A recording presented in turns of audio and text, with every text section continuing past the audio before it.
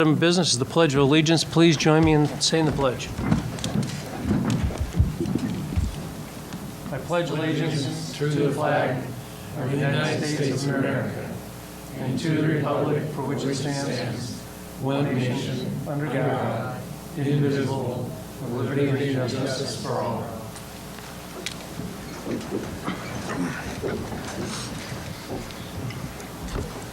Thank you. Next item of business, citizen comments. This is an opportunity for citizens to address the council on agenda items or other items they wish to bring to the attention of the council. Citizens are encouraged to discuss operational issues in advance with the city manager. In consideration of others wishing to speak, please limit your remarks to 3 minutes. Do we have any citizen comments this evening? Please come down, name and address for the record, please.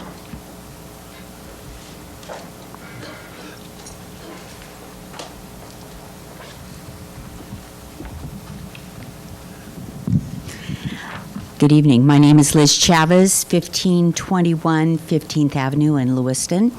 And I'm here tonight to bend your ear a little bit and ask for your support on a community block, the block funding grant. I've been on the Family Promise board for some time, and the number of homeless families that have come through our program we now find are doing well and contributing members of our community. And the safety net that this provides for the children of our community actually can't be stressed enough. And so I'm here in support of that block funding grant for the families, homeless families and children of our valley. And I'd like to introduce our Executive Director, Steve Thomas.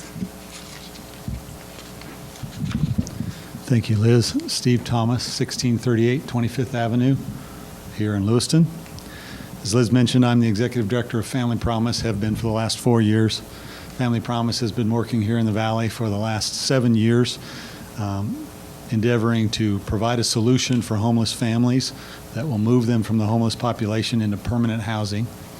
We do that by partnering with 23 faith-based organizations here in the Valley to move those families from homeless population into permanent housing by giving them the skills they need to connect with agencies, to find jobs, to get the support they need so they can save up their damage deposit, first month's rent, and move into an apartment. Our clients, on average, stay with us less than 60 days. About 85% of our clients move from homeless situation into permanent housing. And we have found that given the size of our program, we can only house 3 families at a time. The only way to expand and meet the growing need here in the Valley is to find ways to help more families in a calendar year.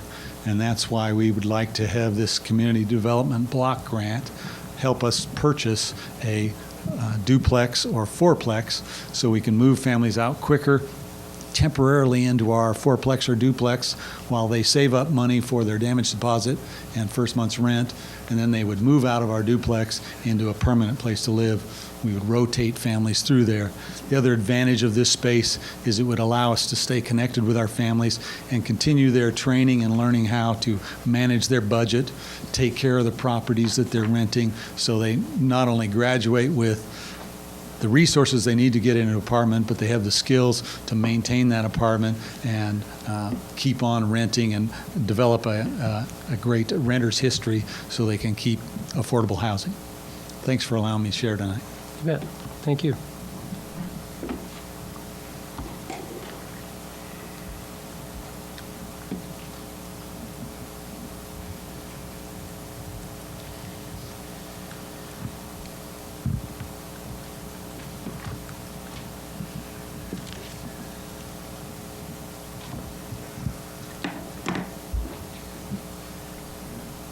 Mike Lorenz, 458 Crestline Circle Drive. I just want to bring up a comment tonight about the URA and our giveaway of $2 million to this road extension project. It kind of amazes me that they developed the bulk of that without any tax money. And I guess, they were pretty excited about it. I guess I'd be excited too if somebody's giving me $2 million for the hell of it. this one quote here by Pat McCann, you don't build big buildings on dead-end streets. Well, last time I looked, when I went to Post Falls, that's where Cabela's was sitting. And maybe eventually they'll expand out and have an other entrance, but right now that's sitting on a dead-end street, and that business seems to be doing quite well. I just think, I think we just really got better things to do with our $2 million. We don't even maintain the streets we have in this town, and Bob, you guys want to give the McCanns $2 million for a bunch of what-ifs and maybes. I think if this was a for sure deal and these people are coming in, they'd get off their duff and have those roads built instead of waiting for the city to do something. And I guess what bothers me is, well, we're getting ready to sign this contract, so it sounds like, Jim and Bennett and Dan Marsh already got this deal cooked up, and it's a, for sure thing. It's like, hell with my tax dollars. But, and I listen to Chris Davies, he's always complaining about it. He never has any money to fix the streets. Take this $2 million and put it in his budget so we can go out and fix the streets. I don't owe these people nothing. As far as I'm concerned, that 18th Avenue project North Lewiston, who travels that? That's mostly trucks. Port of Lewiston, well, they got a $5 million slush fund sitting in there. Let the Port of Lewiston fix it, and as far as I'm concerned, they don't even have any business on that URA. They already getting their share of my tax money. And I said, just remember, Bob, this just ain't play money. Let them figure it out. And what are you going to do with Gun Club Road? Eventually somebody's going to have to fix that road. And you can bet they ain't going to give you that land going up and down that road for free. You're going to have to buy both sides of that road in order to fix it up. And I believe Jed Randall said part of that's a federal wetland down at the bottom, so that could get really interesting if you ever wanted to extend or rework that road down there. But I said, put this $2 million into the streets of Lewiston and not into a few developers. Thank you. Thank you.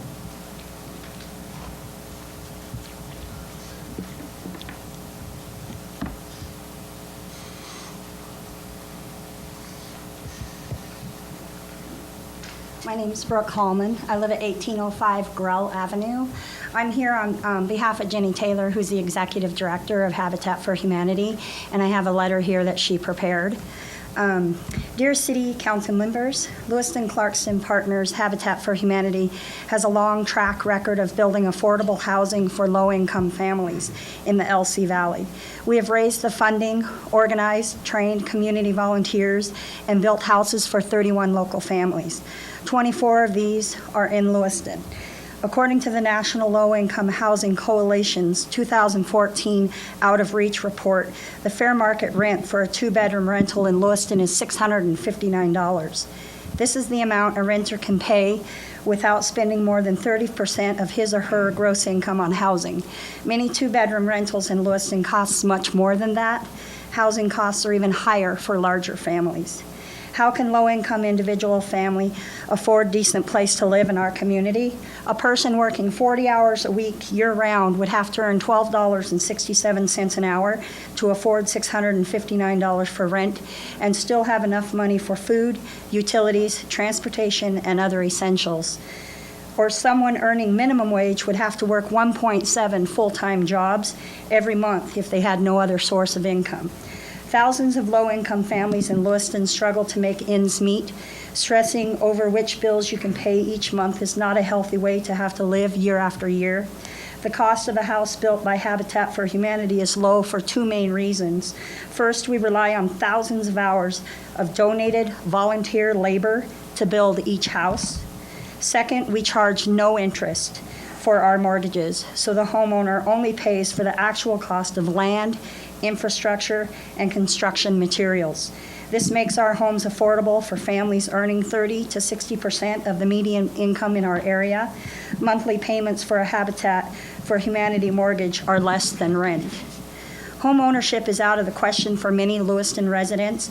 If you own your home, you know the benefits of home ownership buying a Habitat for Humanity home means. Peace of mind because you no longer have to worry about the landlord will raise the rent and force you to uproot your children and move again. Self-confidence, dignity, and pride because you built your house and know how to take care of it. Building equity for a brighter financial future. Saving more because your mortgage payments are less than the rent. believing for the first time that you can finish your college education or help your children pay for college, paying for property taxes instead of being dependent on social services paid for with local tax dollars, knowing you are part of a supportive community and wanting to give back in any way you can, and in some cases, ending the cycle of poverty. The need for affordable housing in Lewiston is huge. In the last few months, almost 100 families have contacted Habitat for Humanity asking if we can help them improve their housing situation. This project will build 5 homes for low-income families. CDBG funding will help us upgrade the water system, connect a gap in the sewer system, and improve pedestrian safety by building a section of accessible sidewalk. The project supports several of the city's strategies and goals in its consolidated plan. These include expanding affordable housing, improving sustainability of homeownership, improving residential neighborhood safety and livability by improving public facilities and infrastructure, and providing economic opportunities and critical services for low-income persons to assist them towards increased stability and independence. We urge you to support our request for $75,000 of the CDBG funding for the Alder at 16th infrastructure project, or with a larger amount if possible. Sincerely, Jenny C. Taylor, Executive Director of Habitat for Humanity. And I serve on the Habitat Family Selection Committee, and I live in home number 17. I intended to tell you that before I read her letter, but so I've been in my home since 2006, and the stability it provided myself and my children, particularly after the death of my husband, is immeasurable. Thank you. Thank you. I'm Garrett Fry of 222 Larkspur Lane, and I'm here on behalf of Habitat for Humanity. I'm the board chair, and I just wanted to say thank you. That was a great letter. Without CBDG funding, we're going to have a real hard time building at the property up on 16th and Grell. So I'm here in support of that, and if you have any questions, please ask. Thanks. Thank you.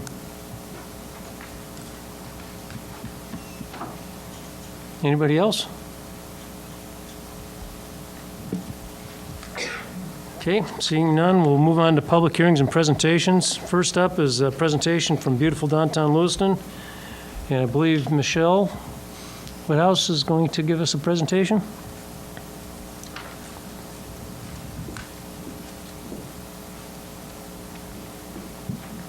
Good evening, and thank you for having me. I am Michelle Whithouse, and I moved my business, Northwest Media, to downtown Lewiston in 2008, and I've actually been a board member of beautiful downtown Lewiston since 2008 as well. So I'm kind of here to tell you what all's been going on downtown lately and how excited I am and what all the organization has been up to.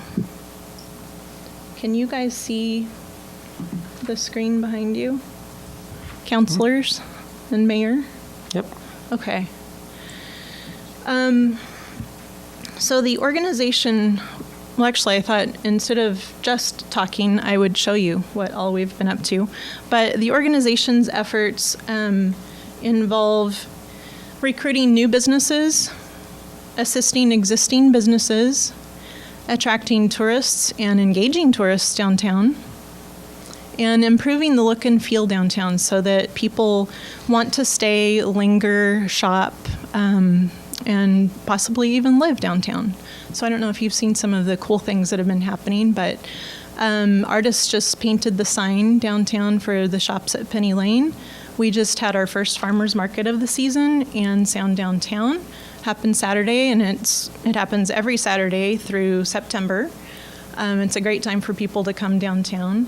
We're working with cultural tourism, giving loft tours for downtown living. We have several events coming up, like Hot August Nights and Downtown Art Walk. And something that downtown is to me is a photographer's landscape, a canvas. It's a place to make memories, create memories, play downtown, and just experience what everything that it has to offer. There are so many more places to eat and drink and enjoy downtown than there used to be. It's just been a tremendous growth, and it's exciting to see. And of course, after you eat downtown, you have to get fit downtown. There's all kinds of places to walk, bike, run, do yoga. There's a fitness center. There's all kinds of places to learn and explore and grow at the library, LCSC downtown, and seminars. The Little Fishies, they just released into the river last weekend, I think it was. And there's places to shop, which actually increases the tax base for the city of Lewiston. So that's nice to have. Downtown is our past, as you can see. It's our present. And it's our future.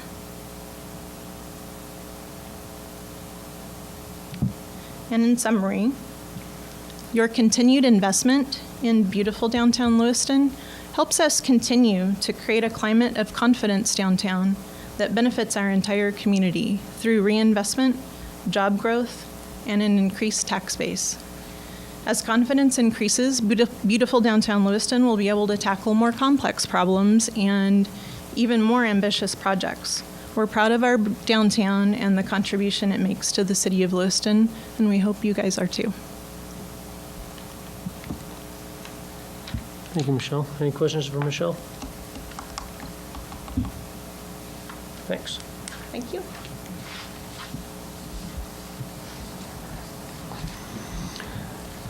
Okay, now on to public hearings. We have 3 of them tonight.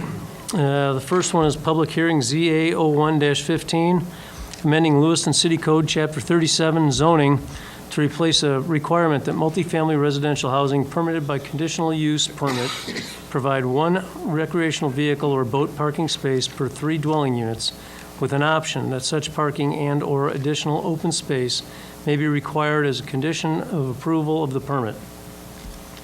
Mr. Bennett, you want to introduce? This amendment came out of a recent development project here in Lewiston, the Bloom Apartments up on 17th, where one of the issues that came before the Planning and Zoning Commission originally was a requirement that multiple family housing that required a conditional use permit was mandated to approve 1 recreational vehicle or boat parking space per 3 dwelling units, which for a project of that size was about 40 units. Subsequently, staff did a number of investigations of apartment projects and apartment construction throughout the community, inventoried about 880 units or so, and found that in actuality, there were 1 or 2 spaces that were used throughout all those units for that purpose, and none of them were designated parking areas. So it became clear that apartment living, as you might expect, wasn't necessarily conducive to RV and boat parking, and that people obviously who still chose that form of housing had found other alternatives for RVs or boats if they had them. So the Planning and Zoning Commission took another look at that issue, and the result of that was the ordinance that you're going to hear about tonight. So I think Mr. Plaskon is here to brief you some more on the project. Thank you. Joel?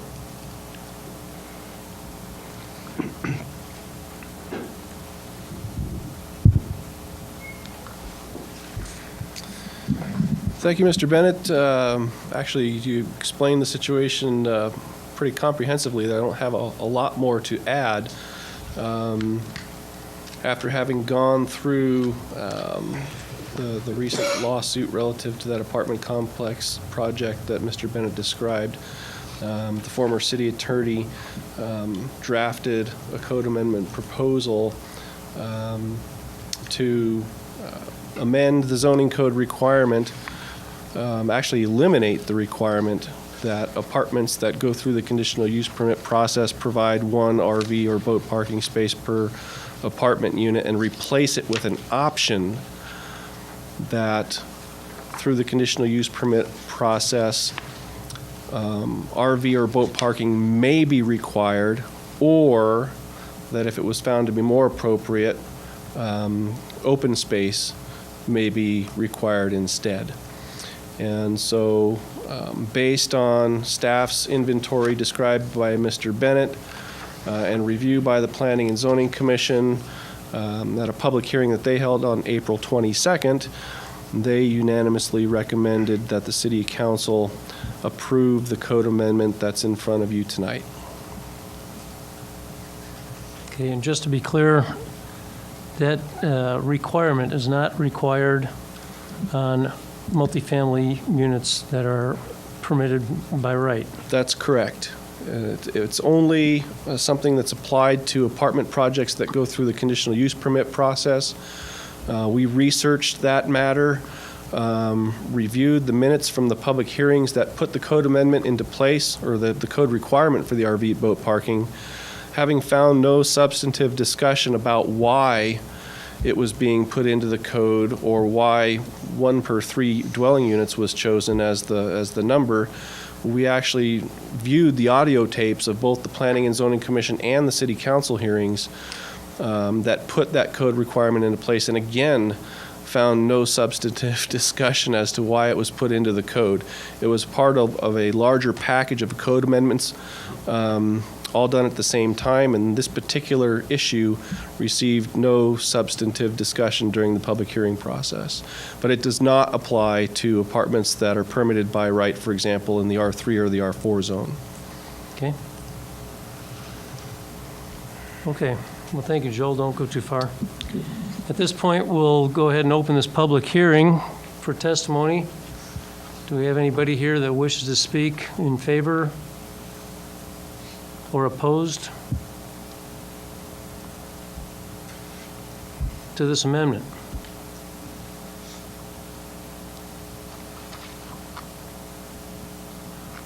Well, seeing none, would you like to give us your staff recommendations, sir?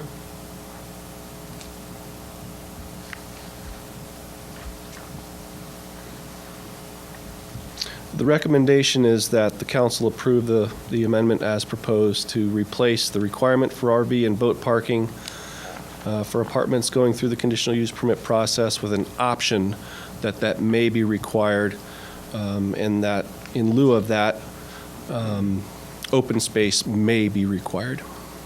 Okay. So is the council clear on that? I guess at this time, I would entertain a motion to approve the ZA 01-15. Oh, I need to close the public hearing, don't I? In there, later on the agenda, the first reading is scheduled Okay, under the active agenda, I believe. so we're not voting. No, not at this moment. Okay, we just need to vote to read in the And active. that's scheduled under the active agenda. Thank you. Okay. Thanks for keeping me straight. Next public hearing is codifying CUP criteria, ZA02-15. This is accepting testimony on the amendment of City Code Section 37-160, codifying the relevant criteria and standards to be considered by the Planning and Zoning Commission in regards to conditional use permits, amending City Code Section 37-174, codifying the relevant criteria and standards applicable to applications for variances, and adding to the City Code Section 37-181, codifying the relevant criteria and standards to be considered by the Planning and Zoning Commission in regards to zone changes. Mr. Bennett, or should we go straight to Mr. Plaskon? I think we shall. I mean, I'm not as familiar with this code amendment as the prior one, so I'd ask Mr. Plaskon to come up and brief the council on that. Thank you very much.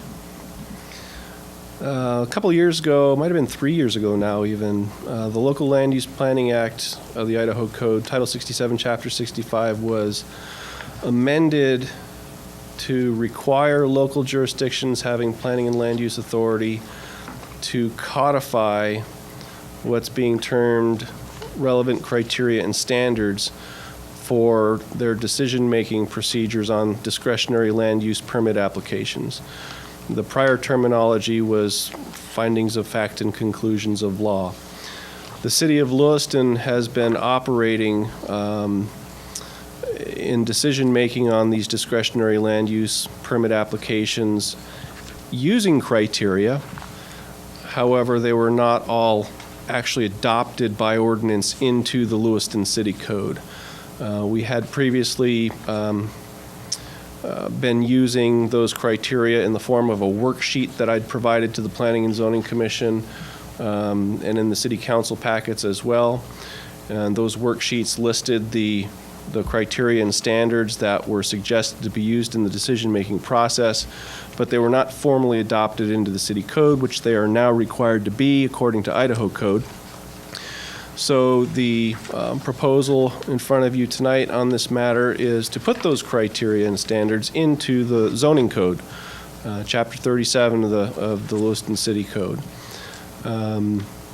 We do have criteria already in place in the code for variances. We do not have criteria in the code for conditional use permits or for rezones. And you've got the meeting or the hearing minutes of the Planning and Zoning Commission from May 13th in your packets, where they considered the matter.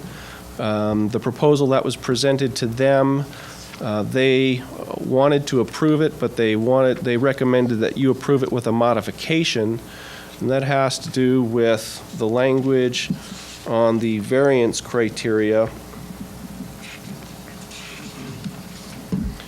The variance criteria number 1.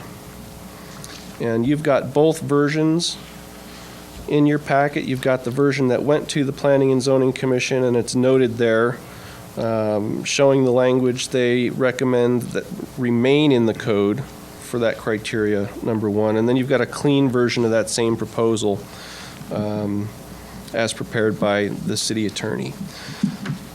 So the Planning and Zoning Commission held their public hearing on this on May 13th, having received no public testimony and being in favor of the amendment, in particular because it's making us consistent with the Idaho Code. Unanimously recommended that the City Council approve the proposed code amendment. Okay. Any questions for Joel? I've got one. So by keeping this language in 37-174, number 1, we're still in compliance with everything set down by the state? Correct. Okay, we had an issue, I think it was when I was on the P&Z, over a lot, up there off of Linden Drive, I guess it was, where a gentleman wanted to put a garage next to his house, a pole building, if you will, but there was a very large sycamore tree there, and I think he ended up getting shot down because they said he had to remove the sycamore tree, and consequently he chose not to build. To me, it made no sense to remove the sycamore tree since it provided a gigantic amount of shade in that cul-de-sac. So that may be the very one instance that generated this language being in the code. Okay. But yes, keeping that in the code would not make us out of compliance with the state code. Okay, I guess it boiled down to the hardship. His hardship was that he didn't want to remove the tree. Correct. And that didn't qualify as a hardship under the old language. Understood. Okay. Any other questions? Okay, Joel, don't go too far. We'll go ahead and call this public hearing to declare this open. If there's anybody in the audience that wishes to speak in favor or against our codifying conditional use permit criteria, ZA 02-15, please come forward. Or against? Okay, well, seeing none, I guess we'll go ahead and close the public hearing. Staff recommendation? The recommendation is that City Council approve the code amendment as recommended by the Planning and Zoning Commission. Okay, Everybody clear on that? Okay. Thank you, Joel. Thank you. Are you in charge of this next one, too? No. Okay. Next up is the public hearing on the 2015-2016 Community Development Block Grant Action Plan, and we'll be accepting testimony on the new activities proposed for the 2015-2016 program year. Mr. Bennett? Thank you, Mayor. We typically go through the action plan on an annual basis after the federal government has announced the amount of the block grants are being released to each of the states. And then each community receives communication from HUD as to how many dollars they think they can expect to have coming into the community that year, and then begin to work on potential projects that would be eligible for that. So from the Community Development Department, we have Tanya Brocky here to go over that with you. Okay.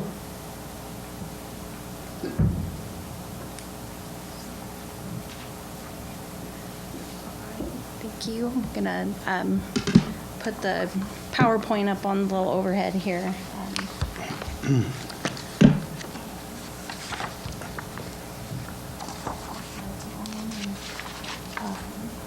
So the planned activities and funding for the 2015-16 action plan. We have the Habitat for Humanity, the infrastructure improvements. They've requested $75,000, and then we decided to put whatever program income that we receive towards that. So it would be anywhere between $75,000 and $115,000 for infrastructure improvements. They're going to be subdividing and adding to build 5 low to moderate income houses. And that's up on Grell. And then the next application that we received was from Family Promise. And with the funding that we're going to be receiving, it's not a whole lot this year, so we're going to put $120,000 towards the purchase of a duplex or fourplex to help them with their transition housing.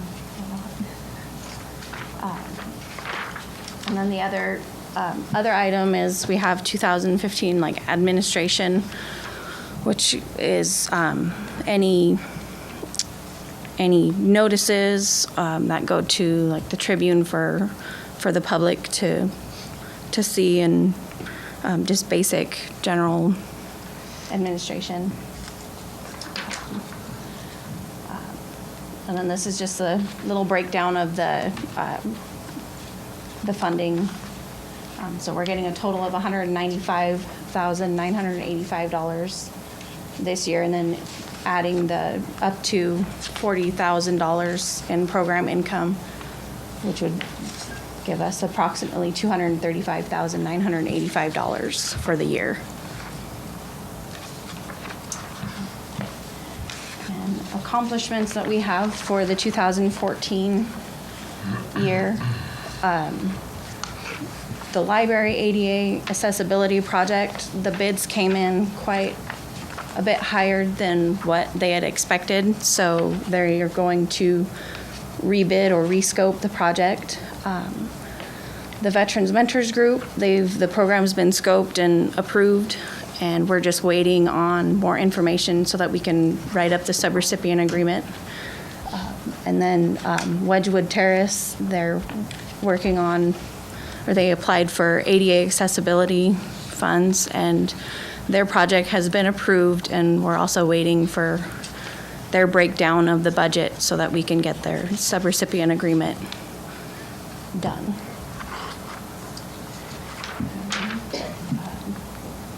I don't have the picture on this one, but for the 2013 year, projects that have been ongoing is the ADA accessible sidewalks on 18th Ave.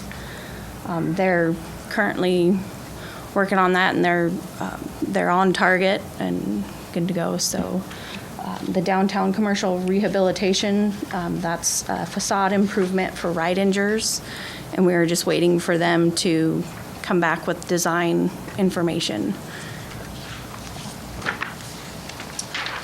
And then our timeliness measurement, we reached our timeliness.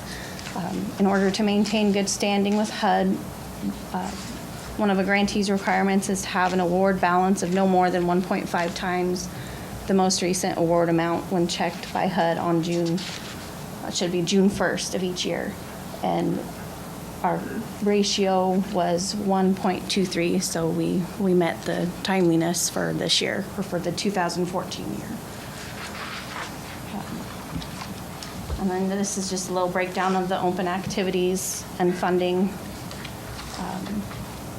The downtown commercial rehab, ADA access ramps and sidewalks, and the library, Wedgewood Terrace, Veterans Mentors Group, administration, and then we have remaining funds of $25,000, which is going to, once we figure out where to reprogram those funds, we'll have another hearing in order to reprogram those.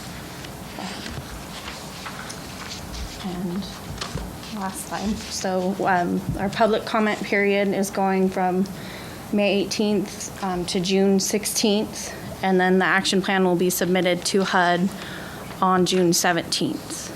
So any comments that we receive, we will be adding to the action plan, including the ones that were received tonight from the Habitat and Family Promise. So, any questions?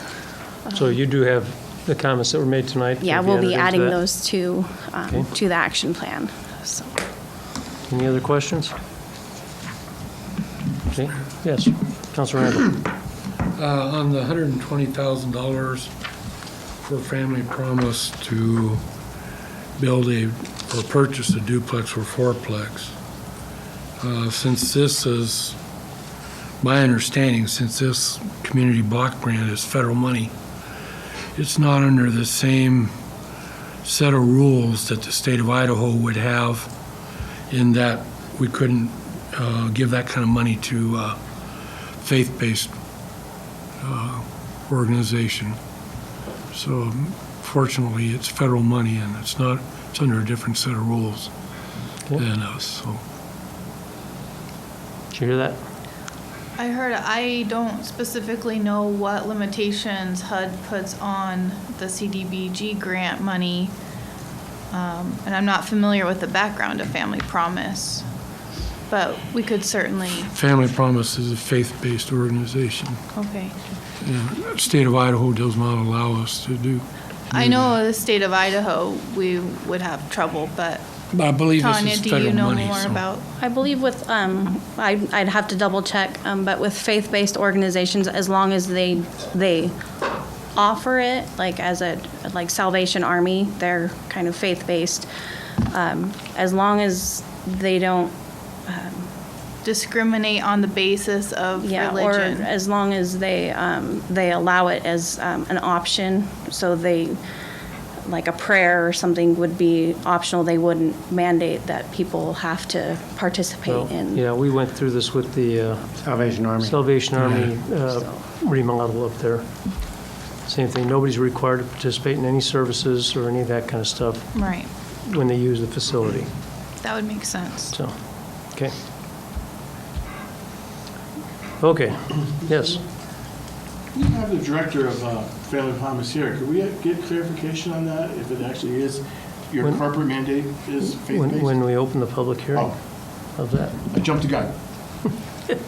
Shall we go ahead and open the public hearing? No. Okay, at this time, we'll go ahead and open up the public hearing. Do we have anybody here willing to testify in favor or opposed? Mr. Thomas, your presence is requested.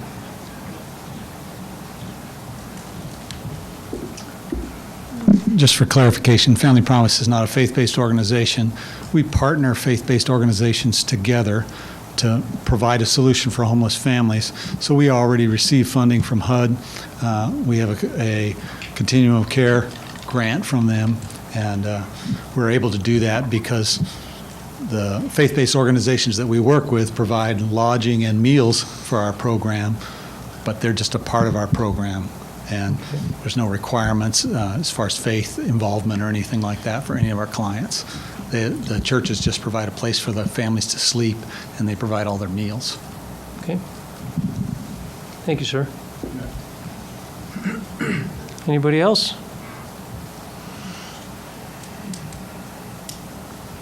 Again, I'm Garrett Fry, and I'm the board chair for Habitat for Humanity.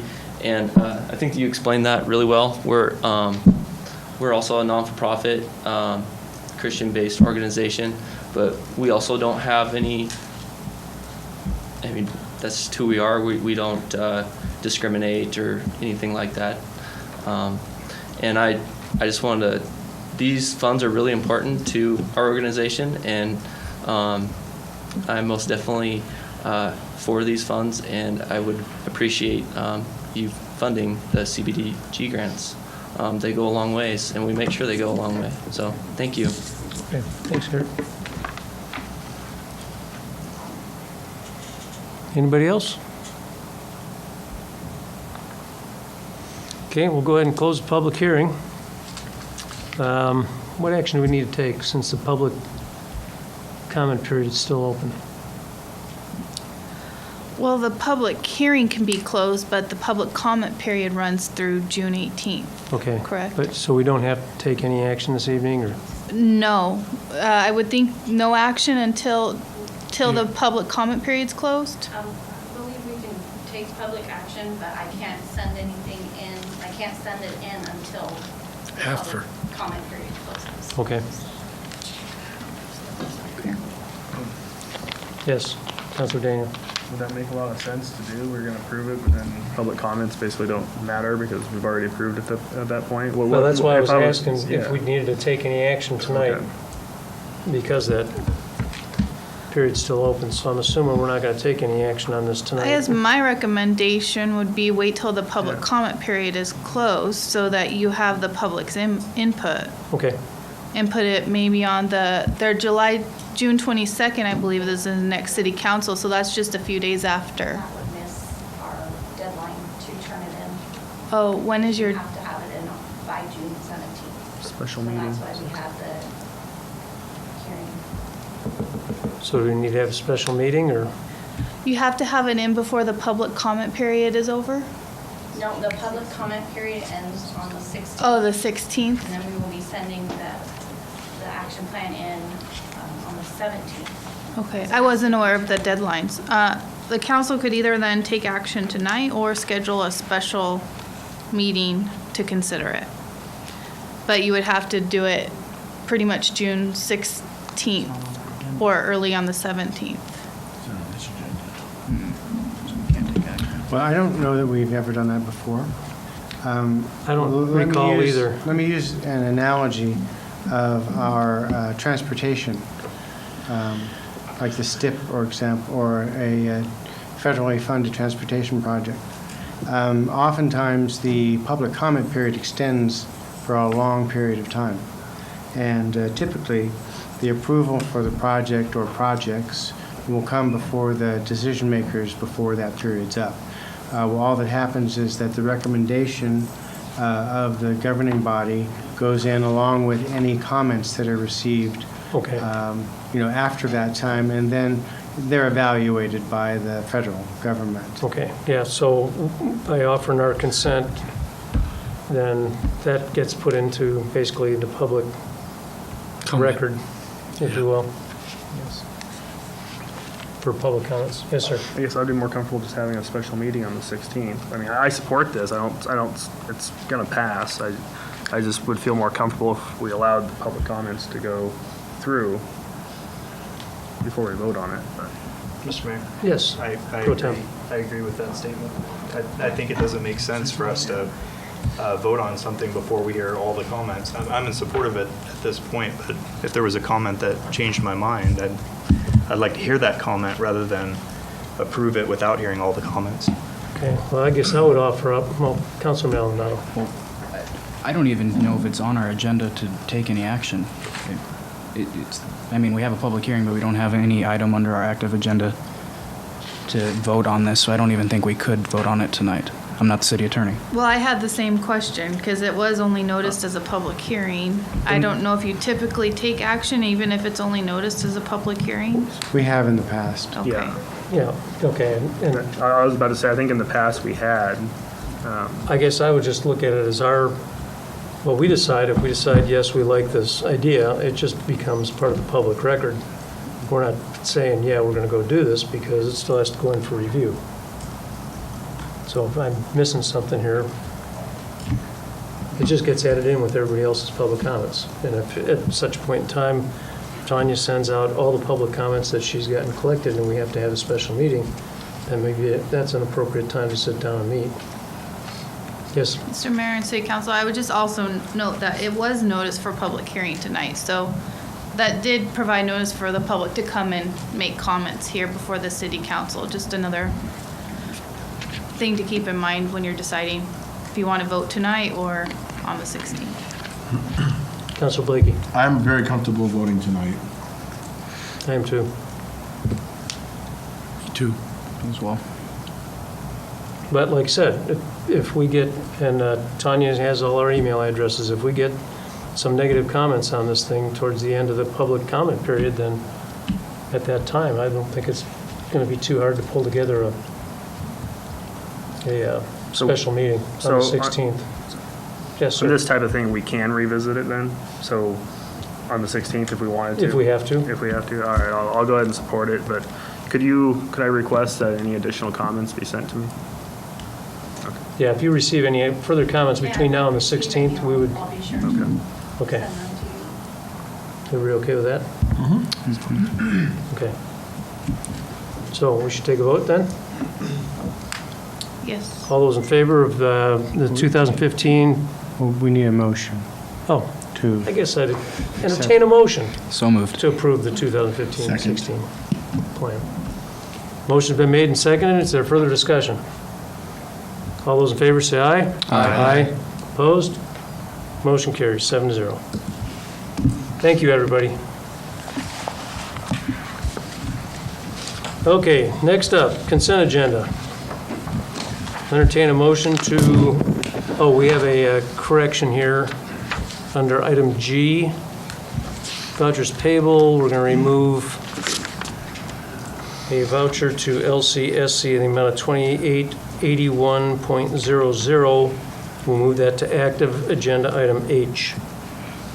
I'd entertain a motion to read the consent agenda as amended. So moved. Second. Okay, motion's been made and seconded. Is there any discussion? All those in favor say aye. Aye. Opposed? Motion carries 7-0. Approving the minutes of the April 27th, 2015 regular meeting, the May 4th work session, the May 11th, 2015 regular meeting, and the May 11th, 2015 budget work session. Accepting the minutes of the May 26, 2015 Emergency Medical Services Advisory Board, March 5th and April 2nd, 2015 Historic Preservation Commission, April 15th, 2015 Parks and Recreation Commission, May 6, 2015 Transportation Advisory Commission, and the March 11th and April 8th, 2015 Youth Advisory Commission.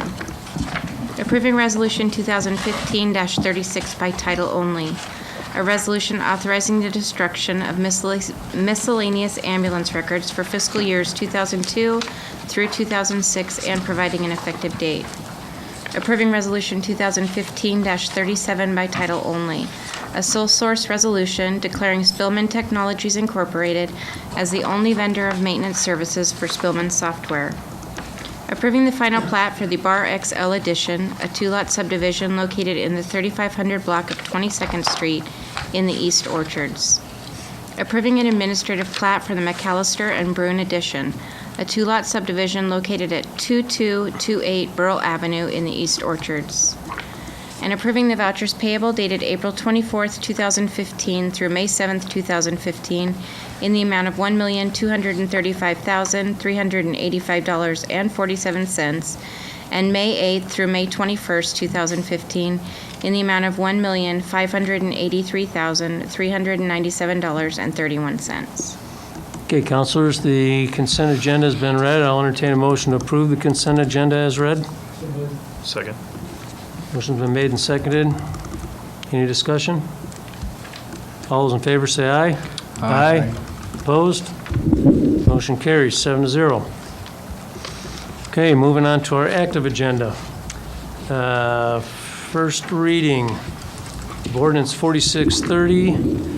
This is ZA01-15, City Code, Chapter 37, Section 37-163, Paren 4B, eliminating the requirement for recreational and boat parking for multifamily dwellings that are conditional uses, providing for the option to require recreational and boat parking or additional open space for multifamily dwellings that are conditional uses. I'll entertain a motion to read for the first time Ordinance 4630 So moved. by title only, suspending the rules. Motion's been made and seconded. All those in favor say aye. Aye. Opposed? Carries 7-0.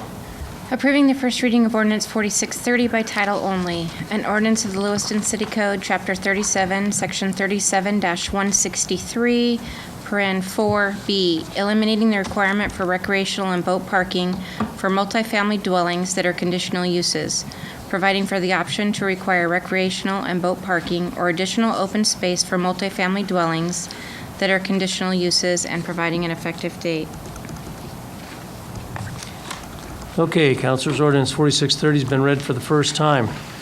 Moving on to item B, Ordinance 4631, potential first readings, ZA02-15. This is amending City Code Section 37-160, codifying the relevant criteria and standards to be considered by the Planning and Zoning Commission in regards to conditional use permits, amending City Code Section 37-174, codifying the relevant criteria and standards applicable to applications for variances, adding to the City Code Section 37-181, codifying the relevant criteria and standards to be considered by the Planning and Zoning Commission in regards to zone changes. I'll entertain a motion to read for the first time Ordinance 4631 by title only, suspending the rules. Second.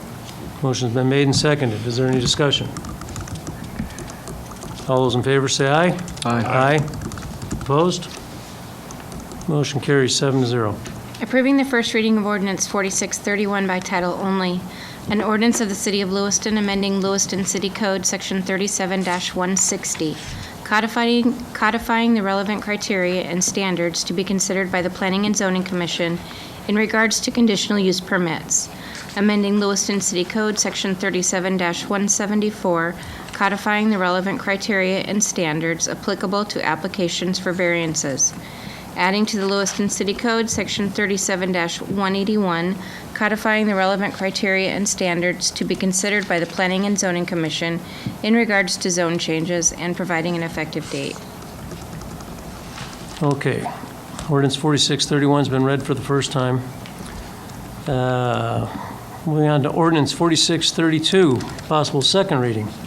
This is amending Lewiston City Code, Section 1-7, changing the general penalty for violations of the city code or city ordinances. I'll entertain a motion to read for the second time Ordinance 4632 So moved. by title only, suspending the rules. Second. Motion's been made and seconded. Is there any discussion? All those in favor say aye. Aye. Opposed? That motion carries 7-0. Approving the second reading of Ordinance 4632 by title only, an ordinance of the City of Lewiston amending Lewiston City Code, Section 1-7, changing the general penalty for violations of the city code or city ordinances, and providing an effective date. Okay, councilors, Ordinance 4632 has been read for the second time. Now, moving on to Ordinance 4634 for possible first reading. This is amending Lewiston City Code, Section 21-201, tree pruners examination. I'll entertain a motion to read Ordinance 4634 for the first time by title only, suspending the rules. Second. Motion's been made and seconded. Is there any discussion? We have Mr. Stark here, our city forester.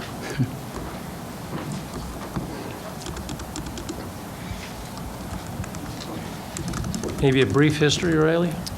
Yeah, good evening, esteemed individuals of the Lewiston City Council. Thank you for agreeing to hear my concern. For those of you I have not met individually, my name is Riley Stark. I am a parks technician with the Department of Parks and Recreation with an emphasis in urban forestry, and I come to you this evening to draw your attention to Lewiston City Code, Section 21-201, a subsection of Lewiston's tree ordinance that requires the urban forester, myself, to develop and implement a knowledge and skills test for all valley tree pruners that are licensed to work on trees in the city right-of-way.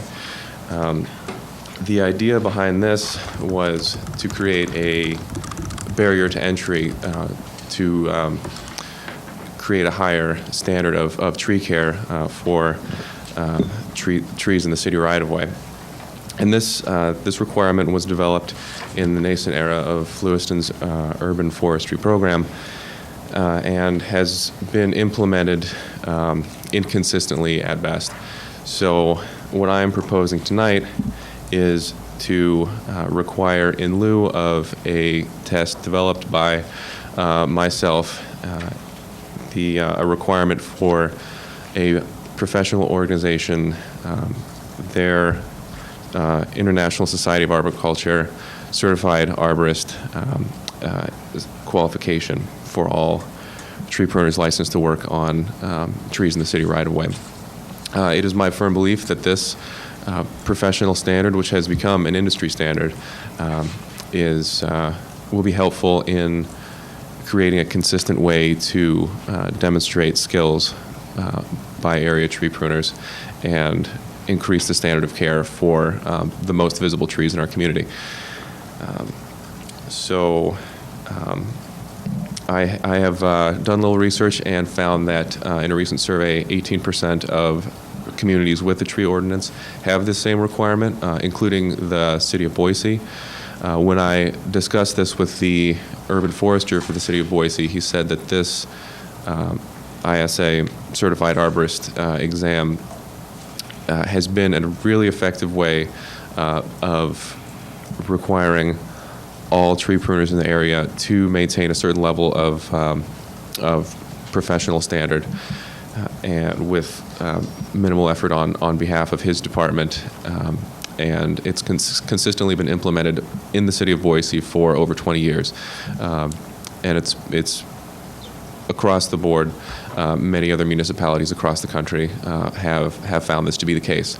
So with your approval, I would like to amend City Code to require this International Society of Arboriculture certified pruners exam for all tree pruners licensed to work on trees in the city right-of-way. Thank you.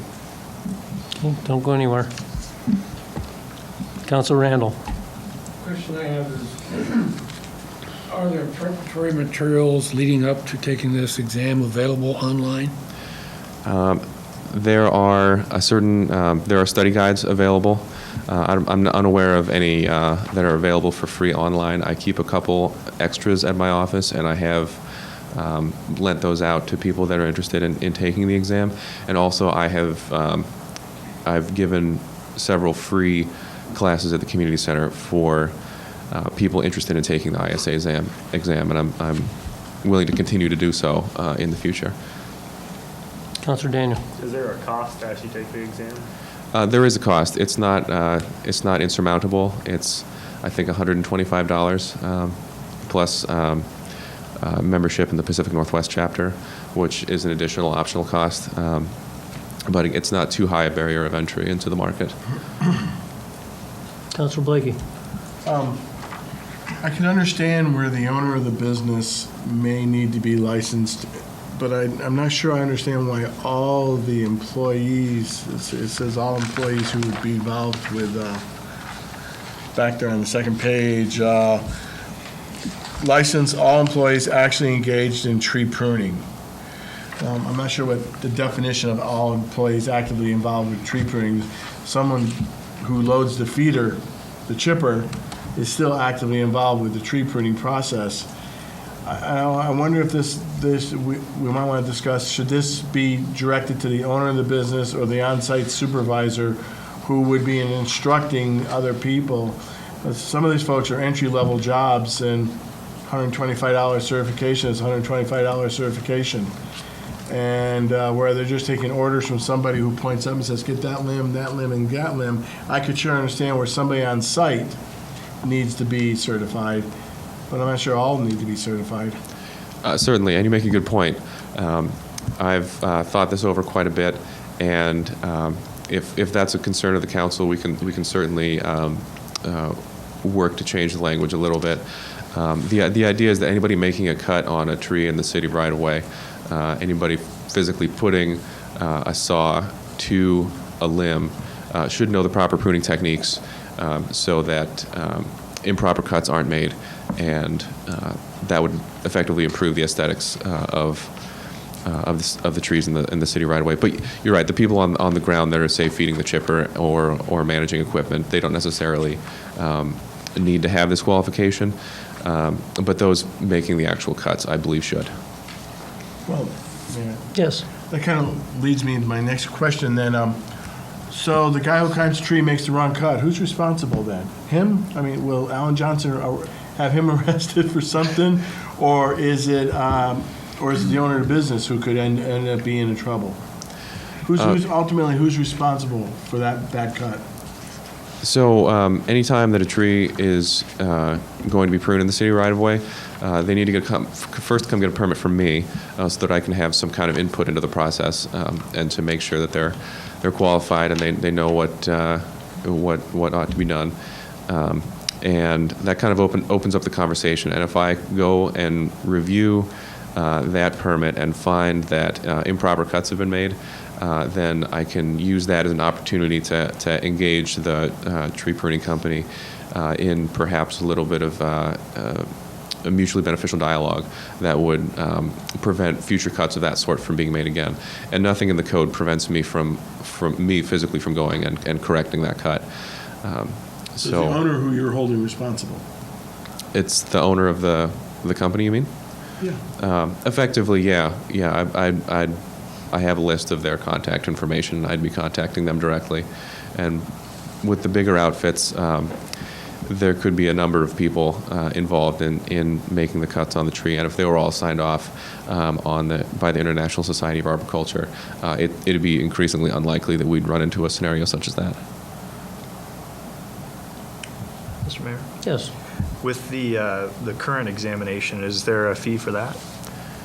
There isn't. It's kind of been implemented inconsistently, and there's no test that I could make that's nearly as comprehensive, but it would require a significant investment of my time, which is something that I can do, but the idea here is to get something more consistent and less subjective. Are we grandfathering everybody? No, that's not the idea. There are very few people on this list anyway. I think there's only 5 or 6 people that are licensed to do work on trees in the right-of-way. So with the approval of the City Council, I'd like to go ahead and require this of all currently licensed tree pruners. In the There's only 5 or 6 individuals in the city of Lewiston who can cut trees? That's correct, yeah. 5 or 6 businesses? 5 or 6 companies, yeah. In the city right away. Yeah, there are 5 or 6 businesses that are 5 or licensed. 6 businesses? Yeah. Those businesses can employ 1 to 20 or more people? Sure, yeah. Some are So larger a than lot more others. people can actually cut trees than 5.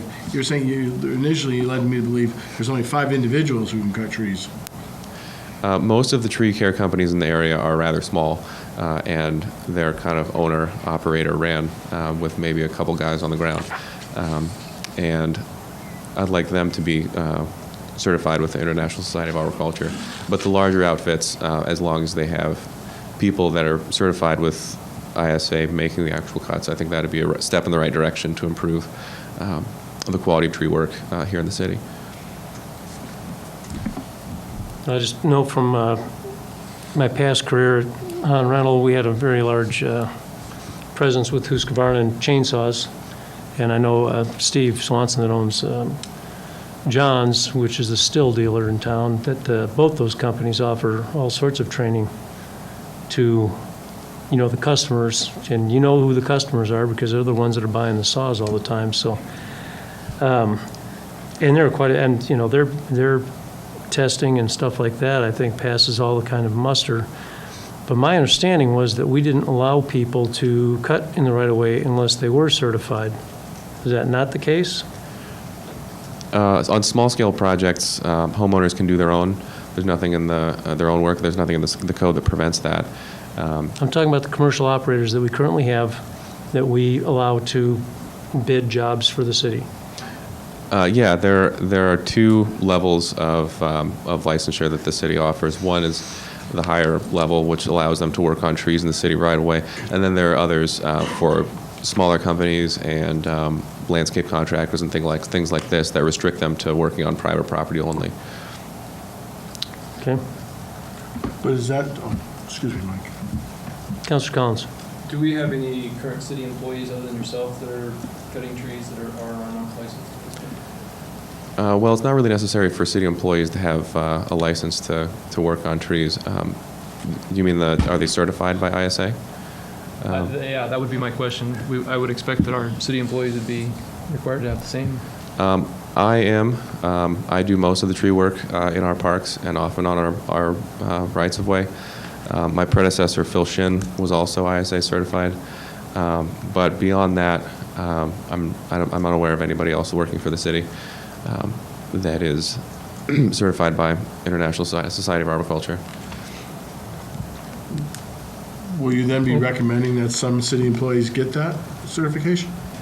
That would be my hope. Of course, I need to get the backing of my own department and my own supervisors to accomplish that, which could be challenging, but it's certainly something that I would support in the Department of Parks and Recreation and elsewhere in the city. I have one more question. Sure. It was just follow up on Mayor Kleberg's. So you have different levels of licensing. You got some licensing for the big boys and licensing for the smaller operations. Is that nothing more than paying a more expensive cost and a less expensive cost? The more expensive license allows you to do bigger operations. The less expensive license allows you to do smaller operations. It isn't that this person here is passing a test, because we currently don't require one, and this guy's not passing a test either because we're currently not. So it's just a question of who pays up more money? Oh, not at all. It's not a question of who pays more for what permits. It's a question of my discretion, essentially, which is fine. I'd like to think that I can exercise good judgment, but that's really the only thing that determines who is licensed to work on the city right-of-way and who is not licensed to do so. So, and that's kind of what Section 21-201 is getting at, is requiring a test administered by me is essentially using the discretion of the urban forester myself to sign off on whether or not they're licensed to work in the city right-of-way. And by requiring International Society of Arboriculture certification, what we're effectively doing is removing the subjective nature of that requirement for myself and any of my potential successors. I guess I kind of go back to a comment that Councillor Blakey made. I'd almost be more inclined to support this if we required the owner or the principal to be certified and licensed, and that he would be the direct supervisor, even if he was on the ground and he had somebody up in the air, that he was the one that was directly making the call on where that was going to be cut, rather than requiring every one of the employees that might have a chainsaw in their hand to be certified. Because, again, these guys might bounce around from job to job or career to career, and coughing up $125 or so right off the bat just to get in a bucket, go cut a tree is, to me, it seems a little excessive. Certainly, yeah, and if that's what's necessary to get the support of the council for this amendment change, I'd definitely be willing to entertain that notion. I'd like to get as many people signed off on this as possible, especially those that are more invested in our community. So I think that's a great idea. Okay, Councilor Randall. I think also Councilor Collins had a valid point of asking about our city employees, whether they're going to be certified or not. We could do the same thing as far as I'm concerned, as far as city employees, is have their supervisors be certified. It's just the same as if they were in a business. So, I would just say This is- that we could do that internally. That would not need to be a part of the ordinance. That's just a policy decision to make our own employees or supervisors that are engaged in tree pruning to go through the same certification process. okay, I guess what I'm offering up is that, I mean, this is just the first reading, but I would be far more comfortable with relaxing that standard, I guess, a little bit to just require the principal or the owner of the business be certified, which I have no problem with that. I mean, somebody that's got an investment in bucket trucks and mini saws and stuff like that, that's kind of their responsibility, and they should be held to that standard. But when they're hiring a guy for $10 an hour or $12 an hour to get up in a bucket 60 feet off the ground, you know, he can tell them where to cut the branch. So they don't just go out willy-nilly whacking on them. It takes a little bit of forethought and rigging and stuff like that, especially when they did it over here. Well, I guess it was over here in front of Sacagawea Hall. So, Councillor Maldonado. I think as long as we make sure that it's in there that it's somebody who is at the site has the Sure. certification, because a business owner can have it, but if he's not there, it doesn't really mean anything. Certainly. Councillor Daniel. I'd propose an amendment. I'm trying to think of the way to word this, but it'd be by the licensee, and that at least one employee at the job site where that is actually engaged in tree pruning is on site, something to that effect. Replacing all with at least one? At least one employee. The intent of the amendment would be, well, I guess I need a second first, but. Second. The intent of the amendment would be that it would just ensure that one employee was certified on site. Okay. They have a problem with that? We can clean it up a little bit for next time as well. Yeah, and this being the first reading, then we can have that language cleaned up a little bit so we can, Yeah, if you want to make that amendment, then when you get it back for the second reading, that should be changed. okay. Okay, all in favor of the proposed, we have a motion and a second. All those in favor of the proposed amendment, say aye. Aye. Opposed? Motion carries 7-0. Okay, then I guess back to the original motion, which is to Read the ordinance for the first time. read the ordinance for the first time, As amended. as amended. Okay, motion been made and seconded. All in favor, say aye. Aye. Aye. Opposed? Motion carries 7-0. Approving the first reading of Ordinance 4634 by title only, an ordinance of the City of Lewiston amending Lewiston City Code, Section 21-201, tree pruners examination, and providing an effective date. Okay, thank you, councilors. Thank you, Riley. Thank you for your time. Next up, mutual aid agreement. Approving a mutual aid agreement between the City of Lewiston and the City of Stoughton for fire and emergency support services, authorizing the mayor to sign on the city's behalf. I'll entertain a motion to Mr. approve. Yes, Because this is an order to enter into a contract, I would suggest that it be by roll call vote. by roll call. I will entertain a motion to approve by roll call vote. Mutual aid agreement. Second. Okay, motion made and seconded. Aye. Aye. Aye. Aye. Aye. Aye. Aye. Motion carries 7-0.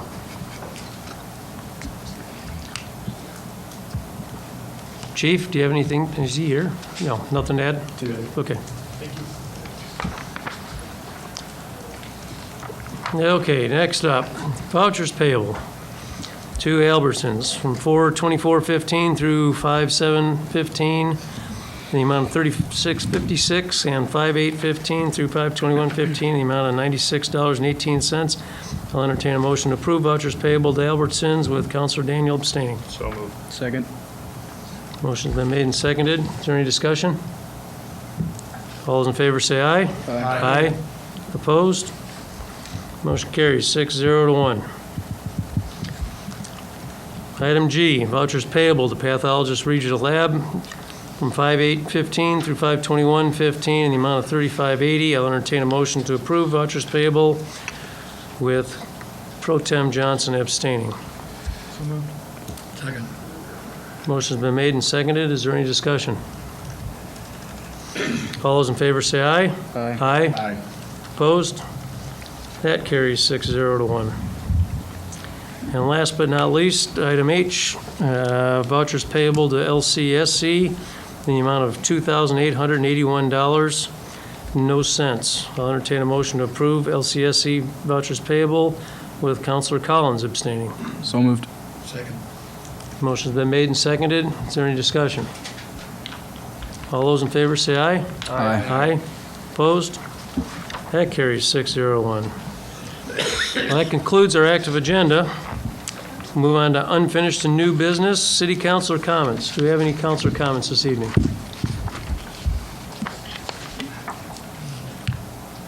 Well, I would be remiss in my duties as Councilor, Mayor, if I didn't thank my wife for 30 wonderful years of marriage today, June 8th. For those of you who didn't get to see our picture in the funny papers.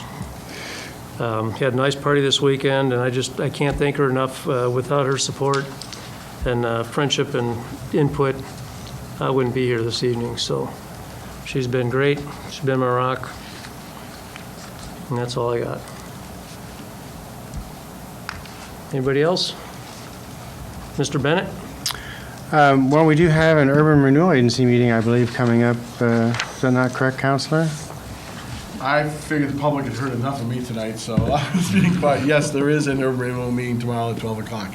Okay, and then later this week on Thursday, I believe it is, will be beautiful downtown Lewiston's annual meeting. And I believe that starts at 5:30, I believe. So everyone's invited to attend the annual meeting this year, where you'll get a little bit broader presentation from the one that you got this evening. Okay. And then lastly, we will have our next Budget Committee meeting on the 22nd of June, followed by a council meeting that evening. So that's all. Okay, thanks, sir. Advisory Board and Commission appointments, do we have any this evening? Okay. Mr. Mayor, there's an Yes. opening on the Transportation Advisory Commission. Oh, we have an opening on the Transportation Advisory Commission. Anybody that's interested, please contact Carrie at City Hall. And let's see, future work session agenda topics. I think we're getting kind of full.